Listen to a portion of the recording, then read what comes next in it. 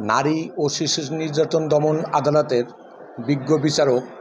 জনাব শরীফ এম রেজা জাকের অদ্য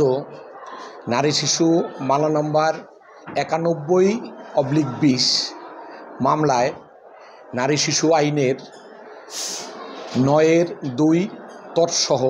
দণ্ডবিধি আইনের 201 ধারায় আসামি সাজ্জাদ হোসেন খানকে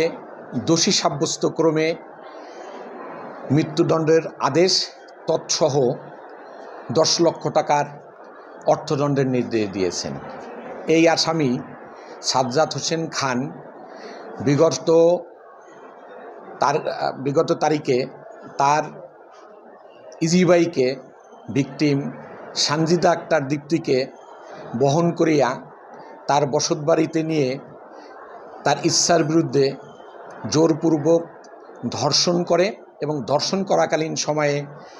ডিসি সানজিদা আক্তার দীপ্তি মৃত্যুবরণ করে। এই মৃত্যুর পরে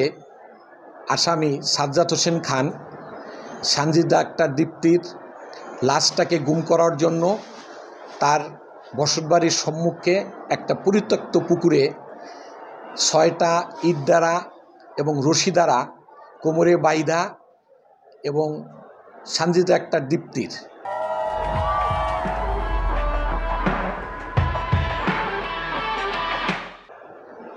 পেটটাকে ছুরি দিয়া ফেরে ওই পুকুরে লাশ গুম করে। 2 দিন পরে লাশটা যখন ভেসে ওঠে,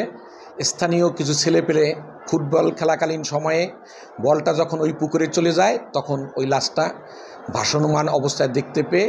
স্থানীয় লোকজনদের খবর দিলে তারা লাশটা পুলিশ মাদারীপুর সদর থানা পুলিশ লাশটা উদ্ধার করে সোয়াতাল রিপোর্ট প্রস্তুতক্রমে ময়নাতদন্তের জন্য লাশটা মাদারীপুর সদর হাসপাতাল মর্গে প্রেরণ করে। ইতিমধ্যেই সানজিদা আক্তার দীপ্তির বাবা মুজিবুর রহমান বাদী হয়ে তার মেয়ে অজ্ঞাতনামা আসামিরা অপহরণ করেছে সেই মর্মে মামলা দায়ের করে। মামলা দায়েরের এক পর্যায়ে মাদারীপুরের সদর থানার পুলিশ তদন্ত করতে থাকে এবং মাদারীপুরের র্যাব ছায়া তদন্তকারী হিসাবে তদন্ত করাকালীন সময়ে আসামি সাজ্জাদ হোসেন খানকে সন্দেহজনকভাবে গ্রেপ্তার করলে সে প্রাথমিক অবস্থায় পুলিশের কাছে এই ঘটনার সকল বর্ণনা দেয়। পরবর্তীতে পুলিশ তাকে মাদারীপুর ম্যাজিস্ট্রেট আদালতে উপস্থাপন করলে সে বিজ্ঞ প্রথম শ্রেণীর ম্যাজিস্ট্রেট জনাব শহীদুল ইসলামের নিকট সানজিদা আক্তার দীপ্তিকে কীভাবে অপহরণ করেছে, ধর্ষণ করেছে এবং হত্যা করে লাশ গুম করার চেষ্টা করেছে তার বিস্তারিত বিবরণ দেয়।